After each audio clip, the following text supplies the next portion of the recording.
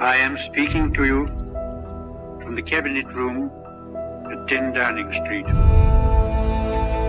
This morning, the British ambassador in Berlin handed the German government a final note, stating that unless we heard from them by 11 o'clock, that they were prepared at once to withdraw their troops from Poland, a state of war would exist between us. I have to tell you now that no such undertaking has been received, and that consequently this country is at war with Germany.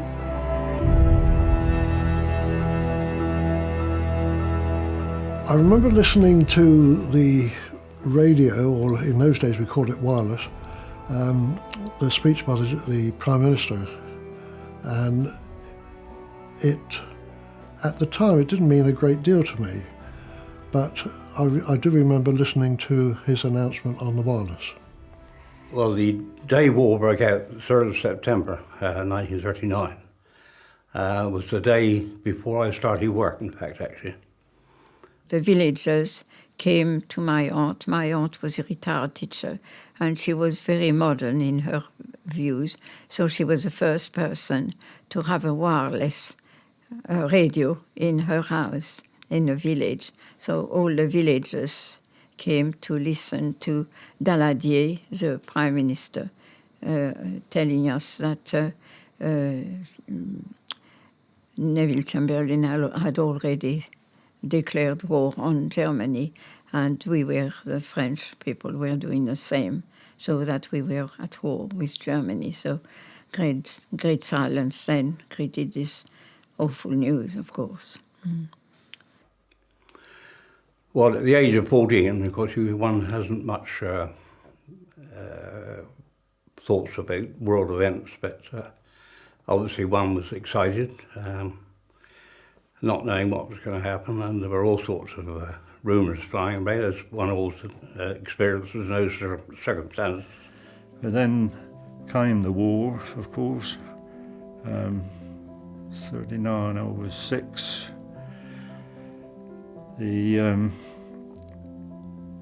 schools were protected against raids with sandbags and brick walls, blast walls. Windows were taped over with some form of sticky tape. Very much like a prison in the place. The Germans did not bomb France because, of course, their intention was not to destroy France too much, as they had planned to invade Belgium and come down immediately, which, of course, they did. The war years, as far as I was concerned, with the war years, it was a fun time. Watching the aircraft and all the dogfights, and then, because at that particular time I was in school in Washington Road, Emsworth Council School. Mr. Viney, the headmaster, was not very keen on us coming out and watching, but we did come out and watch the dogfights. For youngsters, it was just another way of playing a game in the playground. From cops and robbers to cowboys and Indians, you became English and Jerrys or Italians or whatever was the popular thing at the time. Some soldiers who were absolutely, dead beat, absolutely, looking very, very disheveled, and their clothes in tatters, really. They had left wherever they were with their army and trying to rejoin their villages, hoping, I should say, to escape the German, but unfortunately the German were motorized and they were quickly down there. Up in the Dolphin Quay, there was an old chap lived on a houseboat, and he was sort of, I don't know where he was a German, but he didn't speak very good English, and he was looked upon as being the enemy. So every so often he was sprayed with mud and debris, which was a shame really, because he was a lovely character. And the Germans put all their jeeps and things all alongside the the road, the main road in the village. And that was really very frightening because, of course, we had been told that, you know, it was just like the hordes of the Huns or something like that, which was nothing like that at all. But naturally, it was not a pleasant thing to see. No. When the bigger raids were on nightly, we went and slept in the air raid shelter, as many people did.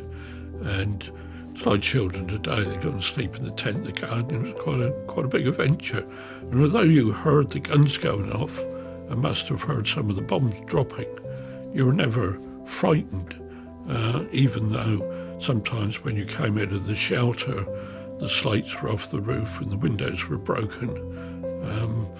But as I say,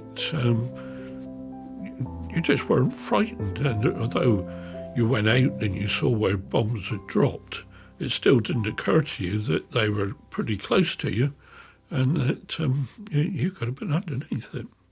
A lot of people can't remember that far back, but I have an earlier memory because we were bombed in 1942, I gather, was when the island was quite badly bombed. I can see my grandmother and my brother and us sitting in the shelter and me saying to my grandmother, "Your teeth are chattering, Granny." And she said, "They can't be because I've left them under the bed." Which I love that story. But I remember, and I vividly, the warden with his head down in the shelter, in the opening, saying, "We're in for a bad night." I don't remember feeling scared. That's strange, isn't it? I was never scared. My grandmother probably was, but I wasn't. I suppose we didn't take a lot of notice. We just carried on, I suppose, like all kids, and playing in the woods, playing football as usual, walking down the park and having a game of football. On the way to school, we might pick up shrapnel and pull bullets out the pavement or something, but yeah, we didn't really take a lot. Just got on with it, I suppose. We played like all kids, got up to mischief. Main souvenirs you picked up was bomb splinters and shell splinters. And I remember picking some up at the bottom of our garden, and they were still hot when I picked them up. This was following the all-clear air raid siren, and these were quite chunky things, 3 or 4 inches long, very jagged pieces of metal. One day somebody actually pulled up a rifle, which was not really usable. It was rusted and a bit knocked about, but it had belonged to someone. How they accounted for that, I don't know. We looked at it and somebody said, "Oh, I'm going to take this home." But the general opinion was, it's probably not a good idea. There might be questions. The memories I have of the war are not painful memories because I had the warmth of my mother's love. And I was fed and washed, I suppose. I played in the street. We lived in a street near a railway line, and I have quite vivid memories of the trains full of Germans with their rifles on their shoulders looking down our road. But that was part of life, and as a child you did not understand what was happening, what was involved, so it didn't bother us. The Germans therefore settled in the village. An officer came to visit the best houses in the village and allocated the men he wanted to billet here and there. So my aunt, who had a nice house, not enormous, but a good-looking house, was one of the houses chosen, and she had to put up 4 German soldiers. So we had to vacate the bedroom upstairs, my grandmother and myself. We shut ourselves, we locked the door, but the Germans were fine. They even took their boots at the bottom of the stairs, not to wake us up when they came at night. And I thought to myself, the French soldiers would never have done that. There was absolutely nothing we could have done. We had no armaments. We were supervised all the time by the German, who would have soon put a stop to anything, any armament. I mean, naturally, a lot of things went underneath, and we all know what the resistance went through. Sometimes, if you were, if there was something which had provoked anger on the German forces, then they would stop you when you perhaps were on your way to the station to get your train to go back, and then the train was stopped and you were taken, and if that happened, you never knew what was going to happen to you. So there was always a fear. From 1942, the build-up of US and Canadian forces in Britain began in preparation for D-Day. Work was quietly undertaken in readiness for the Normandy landings.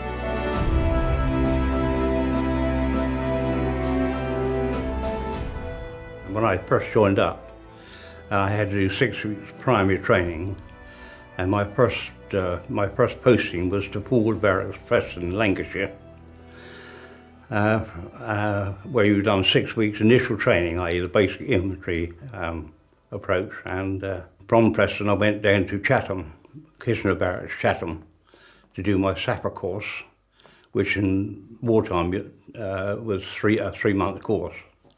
In peacetime it was 18 months, but anyway, having done the 3 months course, I was then put on the draft at the end of 1943, sent up to Norfolk on 6-week battle training, battle courses at a place called Holcombe Hall, which was part of Lord Leicester's estate, just outside of Wells next to sea, for 6 weeks. And at the end of the 6 weeks, the group I was with, we were then transferred up to Halifax.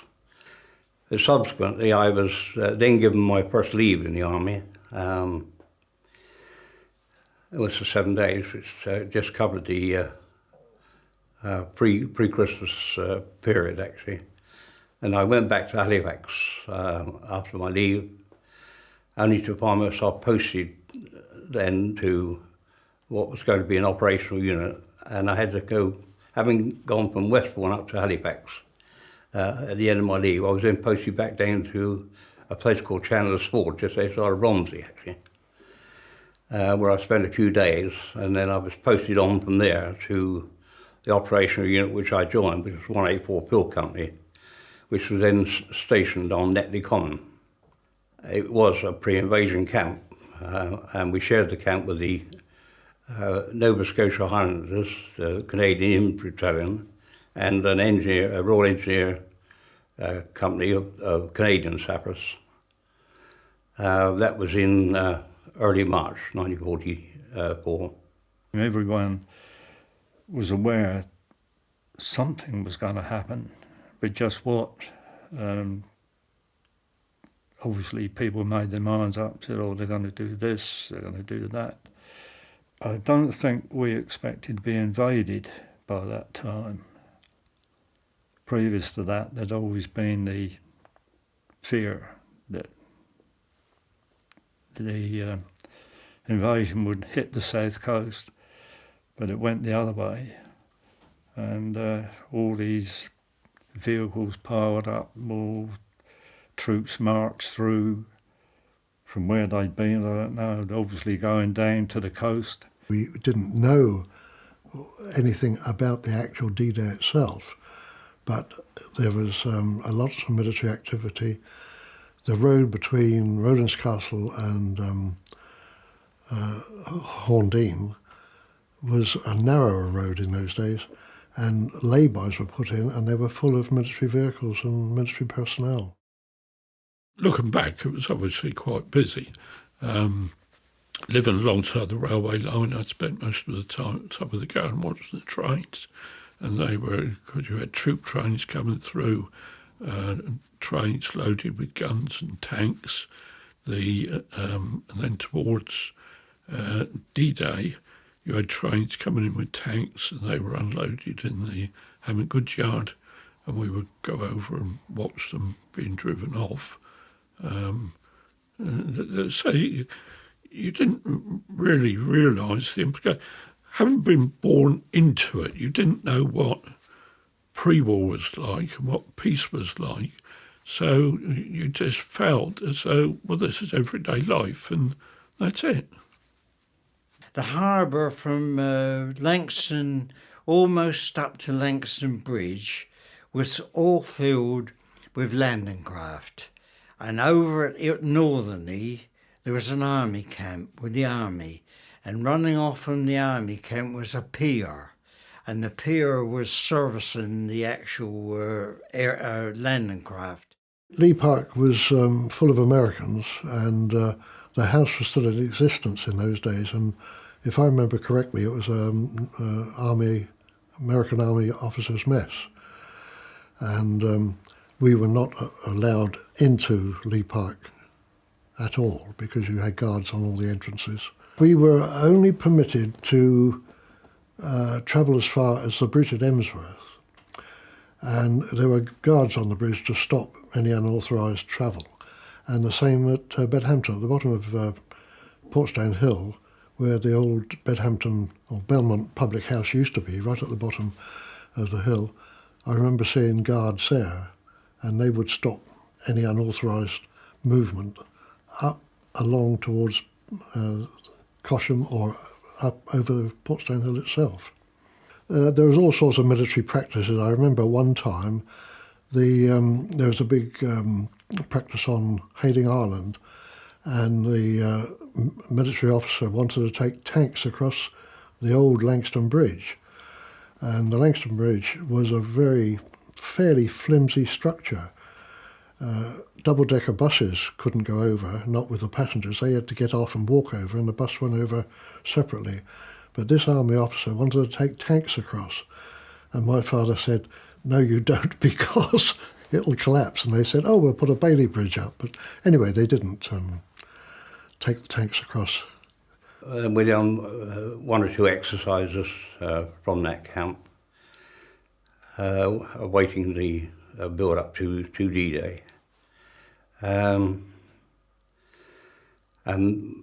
my only experience of landing craft would be what was called Operation or Exercise Fabius 3, which we were transported from the camp on Netcon down to Southampton Docks, where we boarded a landing craft infantry large, actually. And the next few days, or the next day, we sailed out into the Solent, spent the night going up and down the channel. And then the next morning, we unshipped at the Witterings in West Sussex, actually, which was the only pre-invasion experience I had of seaborne landings, actually. Well, once the invasion had been organised and people knew what was involved and how many troops were involved, it was clearly essential with a scheme of that magnitude to be absolutely certain that every element of that operation would operate successfully. And to do this, it was felt necessary to launch essentially the whole invasion fleet on the south coast. This took place on the 4th of May 1944. The exercise was called Exercise Fabius. It had 6 sub-exercises, Fabius 1, 2, 3, 4, 5 and 6. Fabius 1 took place at Slapton Sands in Devon. Fabius 2 took place on Hayling. Fabius 3 took place at Bracklesham Bay, and Fabius 4 took place at Littlehampton. Fabius 5 and 6 were just management organisational exercises to ensure that at the higher levels the operation would be successful. To make the exercise as realistic as possible, the invasion fleets were launched all the way along the south coast and were given sea routes which would simulate, at least in part, the full cross-channel journey. For Fabius 2, The fleet was largely launched from Southampton, Portsmouth, Gosport and the River Hamble, and they sailed clockwise round the Isle of Wight to arrive on Hayling Island at about 7 o'clock on the 4th of May. That was the day that this event happened, Fabius. I don't remember that, but I just remember that there was a lot of excitement and all these heavy vehicles were going past full of soldiers, and that I'm sure they were throwing sweets. I'm sure they were, and I think the ones throwing sweets were Americans. That's the memory. And we had a drive where we were standing, my brother and I, and then the garden was adjacent, and we went through the gate into the front lawn, which was quite a long one, and there were two people walking up the path, quite dirty, a bit sort of oily, grubby, and I didn't know who they were. They were sort of soldiers, and my mother said, "This is Daddy," and I didn't know him, which was, I think, very sad. But of course, I was only 4. I can remember vividly the picture of the day, but after that I don't remember. I don't remember him leaving. I mean, that must have been rather sad. And I don't remember the bit in between, but I just remember that bit. The number of troops estimated to arrive was something like 10,000. They landed on 4 beaches on Hayling, going from west to east. They were called Fox Red, Fox Green, Easy Red and Easy Green. And we are standing at the moment on the end of Fox Red Beach. It has been confirmed to a high degree of reliability that Churchill and Eisenhower were seen coming onto Hayling on that day, and it is widely believed that they stood on the roof of the Royal Hotel to observe the exercise. I was in the corner of Waterloo Road with my mother, and I distinctly remember this chap coming up to us and say, "Oh, Churchill's just come," and standing there, distinctly remember this big car passing, like the big cars that you saw that time of day, of important people, and Mother saying wave, which I did, but I cannot say that I actually saw him, but it did tie up with what we now know, that they came down to Hayling to watch the rehearsals for D-Day, which would have been, May time, 1944. I would have been 7 years old, so of an age that I'm quite capable of remembering that incident. So, yes, I'll claim to have been very close to him. I was going to school, must have been about 8:45 in the morning, because it used to take about a quarter of an hour to walk up there, and the tanks and the lorries were coming down through Manor Road, and a tank was coming towards us, and this chap was waving. There's only a few of us about. I can't remember the name of the chaps who were there, but they were. And when he got near to us, he put his fingers up, and Eisenhower was waving to us, and Churchill was on the kind of near side of the road, sitting on the tank, and Eisenhower was on the far side of the tank. And I can tell you what Churchill had on, actually, I can still remember it. He had a dark navy blue duffel coat type of thing on with his sailing hat on, and Eisenhower was in his uniform, but we knew they were going to the beach because that's the only way they could be going, but we didn't know what was going on. I'm standing at the entrance to Langston Harbour at Ferry Point on Hayling Island, where in 1943, 1944, breakwaters were built for the Mulberry Harbour in readiness for D-Day. Churchill had insisted that the Allies had a suitable harbour arrangement which did not depend on capturing a French port. And so Mulberry Harbour was conceived and developed over that period. An industrial complex was provided on Hayling to build these concrete breakwaters.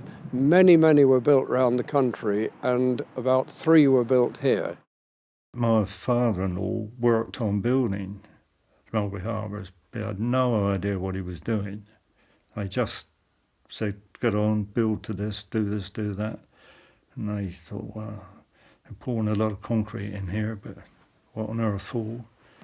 Very little now remains of where these breakwaters were built, but down there you can see the remains of some of the ramps on which they were built and then slid sideways into the water. I used to go over there, as I say, swimming, and we could see the activity of these enormous structures being built. And of course we didn't have a clue what it was for. Obviously it was to do with the war effort. But he took me there and said, we'll see one of these things launched. And we stood there whilst this huge block of concrete, which was more like a big block of flats, but very plain, and that was launched sideways into Langston Harbour, and tugs towed it further up the harbour and moored it with several others. We then started on the rundown of briefing for D-Day, which consisted of lectures and slides, etc. And obviously, of course, all the names appertaining to the D-Day would have been in code, actually. And then on the 3rd of June, we were put on instant readiness, in other words, war footing, which meant, of course, from that time on, any nonsense, if you tried to desert, you could be shot and all that sort of paraphernalia.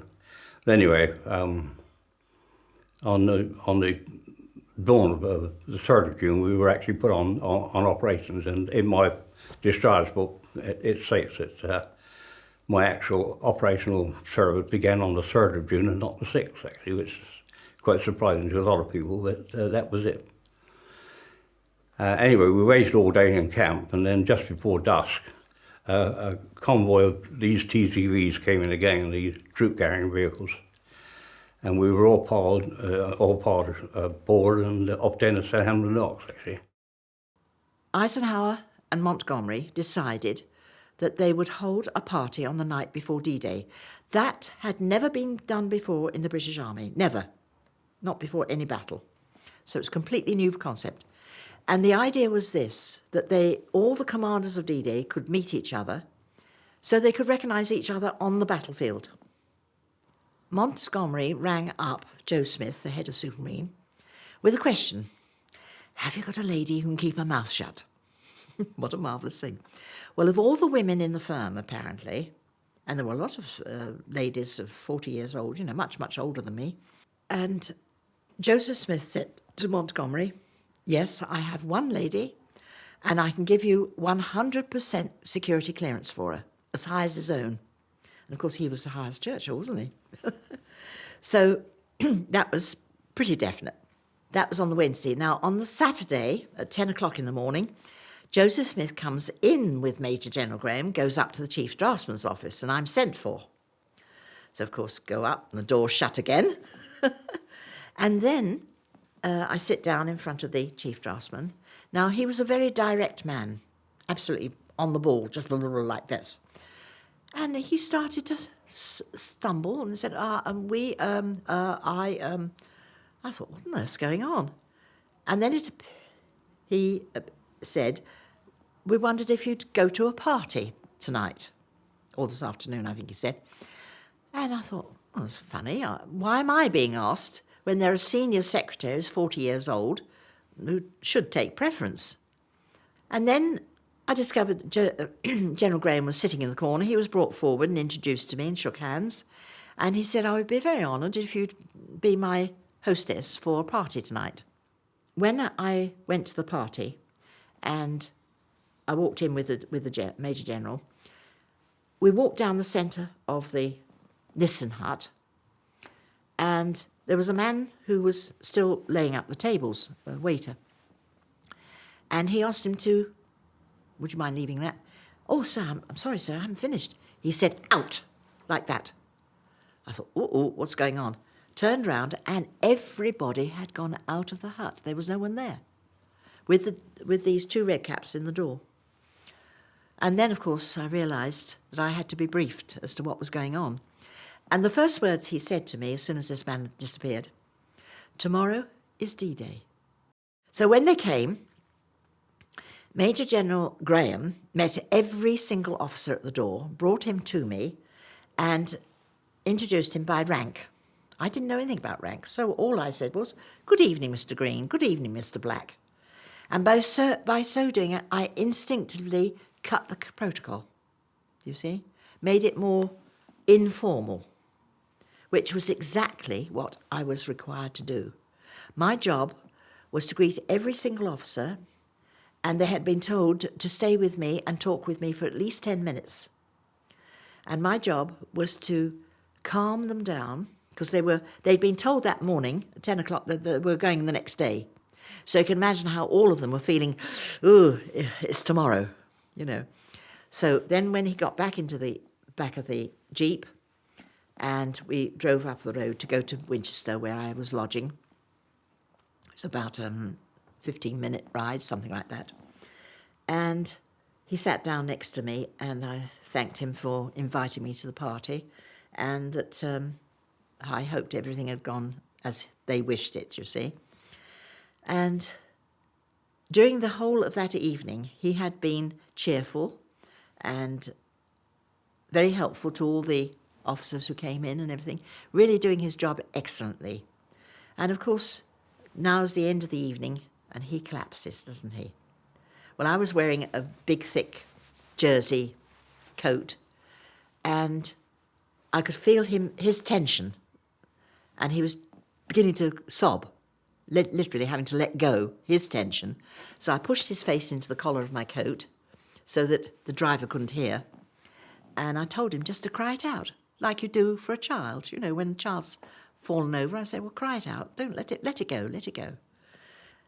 Then when we got out at the top of the road, I asked him to leave the driver and the Jeep at the top, because we walked down a little bit, and then if we turned into the close, if there was a Jeep there, everybody would have woken up in the close, you see. So we walked down there, and then I had to say goodbye to him. And I couldn't say goodbye, I just said au revoir and wished him well for the next day and trusted everything would go well. And then I got up to my room in my lodgings, and I heard the Jeep draw away at the top of the hill, so I knew he'd got back onto his duty. And I actually sat grabbing hold of the metal edge of my bed for an hour, going through everything that had happened, all the names of the people I met, all the faces, before I could even get undressed and get into bed myself. It was a traumatic evening, traumatic in the most impressive sense. Having got aboard the landing craft on the evening, as you know, history tells you that the event was then postponed for 24 hours because of the weather factor. So the next afternoon, we were unshipped from the landing craft, leaving all our kit aboard and just taking ashore to feed, because an LCI, although she was 180 foot long, had no galley or no food. And then we had to re-embark that early evening, actually, and start up the Solent once again, actually. In the early part of June, I think it must have been around about the 4th, my father took my brother and myself to the top of Portsdown Hill, because he was able to go past the guard, because he was in uniform, of course. Having got up there, my father said, you'll never see a sight like this. And when we looked at the Solent, it was absolutely packed tight of shipping of all shapes and sizes. In fact, there was so much shipping you could hardly see the water. The lorries, the jeeps and everything else were prepared, waterproofed. You saw these chaps busily moulding a plasticine type substance which they applied to all the electrics and other essential parts. I hope it worked. I got a feeling some of it didn't. I know now that he'd been waterproofing the tanks in a road in Gosport. And I know now because I was told that my mother, they knew they were off somewhere, but she went every day. And then one day she went and they'd all gone. There was nothing. They'd just all gone. Hundreds and hundreds and hundreds of soldiers, and that all the tanks had all gone. She never forgot that. And she just sat and cried. I know that was a hard time. On the Sunday night, I went home thinking that Monday morning I would hear something about invasion. There was nothing. By Monday lunchtime, I thought the whole thing had failed. I thought the whole D-Day had failed. It was about 3 o'clock on Monday afternoon. My boss had a radio. We listened. There was nothing on it. And by 3 o'clock, I was really getting a bit shaky, as you can imagine. So I went to my boss and I said, I'm not feeling too good. I keep everybody away from me. I don't want to see anybody or speak to anybody. And he said, do you want to go home? I said, no, it's only an hour to go home. I'll just be quiet, I think he must have wondered what on earth was happening. But of course I didn't let on. Anyway, when I got home that night, I was really very jittery. And of course my landlady was very concerned because of course I'd lost my appetite. And I couldn't say anything to her. She actually had signed the Secret Acts herself because she was the cleaner in my office. So I knew she was quite safe, but I didn't say anything to her. 9:15 that night, Grandma came running in from outside and she said, come and look. And we came out in the garden and there was a sight you'd never seen. Planes, 3 stacked high, 3 columns, all meeting over Winchester, coming down as a line abreast, almost, less than 100 feet above our heads, going down to Southampton, you see, and out to, going down to Portsmouth to go over with the gliders. And of course, then I knew everything was on. Oh, what a relief. So I went back into the house and my landlady followed me. And I said to her, now that was what all the party was about on Saturday. And she said, I wondered why you'd lost your appetite. Of course, then on, I started eating like mad. She knew everything was all right. But it was a bit more dramatic. It was probably on D-Day when we stood at the top of the garden and saw the planes towing gliders going over. Must have been hundreds of them. The sky was thick with them because they were flying quite low. And again, you look up now for airplanes going over it, but to see hundreds going over, towing these gliders, it was dramatic. I was fortunate enough that I was laid up on deck on the journey up to Solent, actually. And it was just a sight that one would never forget if you lived to be a million, actually. The concourse of ships coming out from all shapes and sizes that came from every direction. And I remember it was around about 8 o'clock in the evening, actually, and we were sailing close to the shore of the Isle of Wight, and we were passing Osborne House, actually. And I remember the sunshine, which we all commented on because of the awful weather of the previous 24 hours. But prior to that, as we rounded the Isle of Wight, this end, actually, there was 2 or 3 of us, and we'd just been ordered down below, to go down below decks. And I can remember saying, I can't remember his name, but I said, let's have a last look at England as we left, actually. And off we went.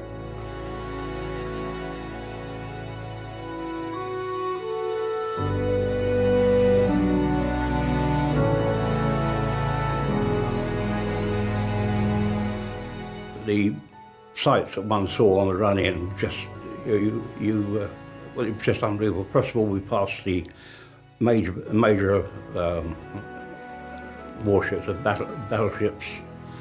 And there was a monitor, the Lord Roberts. There was a Warspite, and they were all firing their main armaments, i.e. 16-inch guns, so you can imagine And then next you pass through what was called the cruiser line. That was the next type of craft, and they mostly equipped with 6 and 8-inch guns. From there we passed through the destroyer line with their 6 and 4-inch guns. And everybody shooting, you can imagine the noise was just unbelievable actually. But, in one respect, funny enough, by looking in absolute all this going on, it took your mind off your own personal fears, shall we say. But so much going on that you never had time to be frightened. Somebody would automatically say, "Come on, do this, do that," and you automatically done it actually. And that is what the battlefield atmosphere is about actually. And subconsciously, and you don't realise for probably years after this, that your subconscious is telling you, you must do your job, don't let your mates down. And you know, in retrospect, and they're thinking the same actually. But you've just you went ashore, and the next thing you were doing something actually, and the time just rolled on actually. D-Day, we knew there were things happening, but we did not know what was happening. We wondered whether the English troops and the American, where they were. We had absolutely no idea, because my father had a radio, but he never listened to it. We had German working in the yard, painting their lorries. So therefore, if we had had the radio, they would have heard. So my father would have probably been shot. So therefore, we couldn't do that. On the actual particular day of the D-Day watch times, they all disappeared, and we all went down onto the shore, and people were talking about it, and they were saying, all the landing craft are gone, you know. But that particular time, nobody was informed that they'd actually gone across to France. We were all sort of in abeyance of what had happened. And then all the news started filtering through that all these craft had gone over. And then they're gone. Almost overnight, the place seemed absolutely empty. And until, if you listen to the radio, the wireless as they called it then, and you got a news bulletin, you didn't have any clue then. They just said that the Allied troops had crossed the channel and established a beachhead, and everything's all right, chaps, carry on. And very little information for quite a while on that. Well, we were told that the landings had been successful, and then the news reports on the wireless kept us up to date with the advance across France. And there was no mention of casualties and that sort of thing. It was all good news. It was broadcast, and we, as I say, used to listen to the radio, or the wireless as it was called, avidly. A lot of people, they were extremely exciting. Les Anglais sont arrivés, les Anglais sont là, les Anglais. And, it was marvelous. I mean, I was pleased to know that perhaps we were seeing the end of the war somehow. That's all. I never disliked the Germans themselves, except the Nazi, of course, and the SS. We knew their atrocities. But the German people were like ourselves. They were suffering enough themselves. Well, I immediately thought of all the people, because it started filtering through that a lot of lives had been lost on the American side and the Canadian side, and quite a few had lost their lives on the British side. You were probably looking to see replacements to come in. You thought, well, they've moved on, there'll be more coming down. And no doubt there were. So obviously they were reinforced and others went through. But there was not the feeling that everyone there was part of the place. They become part of the fixtures. Although they were only there a short time, it became, they became honorary citizens, if you like, of the place. My mother by then was had been diagnosed, and she was in bed completely with tuberculosis, and she died within 4 months. So she was in bed at that time when D-Day happened. And my first idea was not about the war or anything. It was what to do with my mother in case the Germans were retreating from Paris and burnt everything on their path. On D-Day, around 156,000 Allied troops landed in Normandy. It remains the biggest invasion in the world. Over 425,000 Allied and German troops were killed, wounded, or went missing during the Battle of Normandy. It was a battle that ultimately led to the liberation of France. Well, in my own very tiny opinion, if D-Day had failed, we could easily have lost the war, actually. Because, as history has proved since, that the atomic race was on at that time. And Germany were running a very close second to America, actually. And had D-Day failed, it would have meant at least another year of war, by which time the Germans could well have overtaken the Americans in the race to the atomic bomb. And then who knows, probably the world probably wouldn't be here today, actually. We were very, very thrilled, and we were told that Leclerc, with his army, was coming to liberate Paris, and so we thought Argenteuil would be he would be coming to Argenteuil for some stupid reason. He couldn't possibly go into every town around Paris. But anyway, we were hoping. And we waited, and of course Leclerc never turned up. And a few days later, the Americans are coming. So everybody, all the girls and everybody, we went up towards the church. And there I did see the Americans. So they gave us chocolate and cigarettes and things, and we were absolutely so pleased, shaking hands with them, going absolutely delighted. Oh, it was such a relief. I remember clearly a tank at the bottom of the road. Our road was on a slope, and the tank had stopped, and the Americans were bringing soap and I think chewing gum or sweets. And they were welcome at home. I remember them sitting on a couch in our living room. Everybody at that time, civilians I'm talking about, gritted their teeth and got on with it. Literally so, because nothing you could do about it. A lot of them, of course, went into the forces, as you know, and a lot got killed. But the average individual, the women, if you like, women perhaps more than men, because they had to take on the duties of what men did who'd gone to the war, you see. So it did bring the women out into the public field much more than it did previously.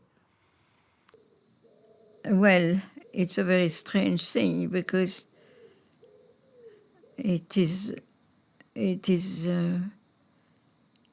makes you mature very quickly, for one thing, because when the war was declared, I was 16, and although I had conception about this and that, and and I was quite broad-minded in many ways, but to me, all of a sudden, we were confronted with the evils of the world. And of course, we could not really accept that we were going to be ruled by a man like Hitler. Well, I've never forgotten the people. I saw my platoon officer and sergeant killed. My platoon officer was killed while he was talking to us, or given to us orders, actually.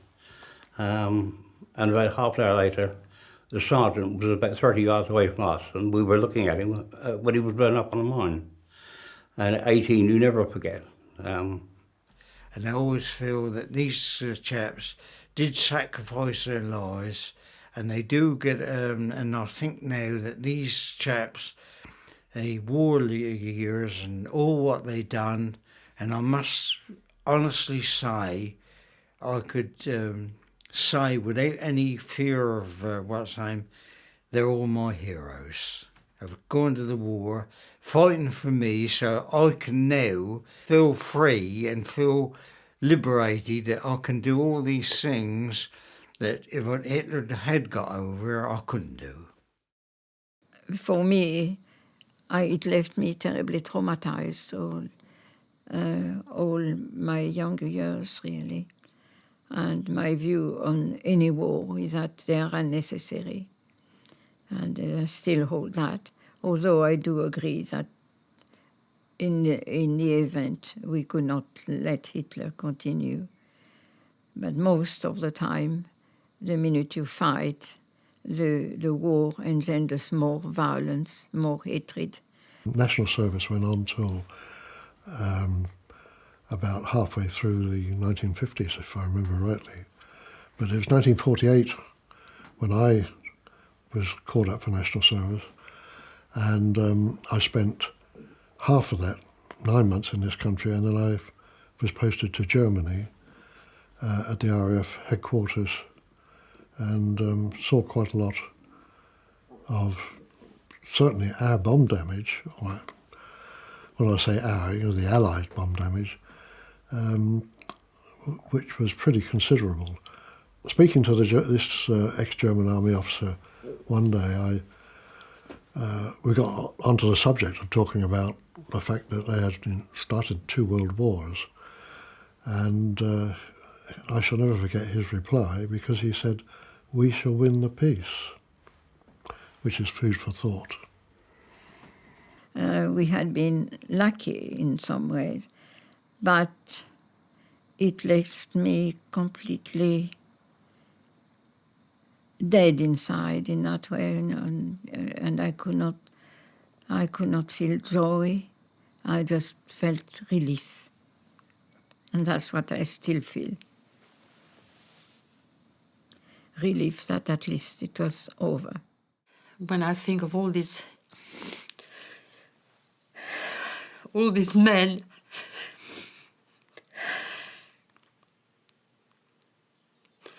losing their lives to give us freedom, and you are proud, but you don't go around shouting to people. It's something you carry with you, actually. In some respects, it may sound, perhaps strange-wise, that you feel privileged that you were there, actually. You didn't at the time, of course, actually. You wish you were anywhere else, actually. But in retrospect, having survived an experience like that, the rest of your life is not exactly an anticlimax, but at the back of your mind, you've always got this, all they've talked about, I was there, and just somebody who'd done his job, who'd done his duty when it was necessary. Nothing exceptional. Just one of thousands of comrades, actually.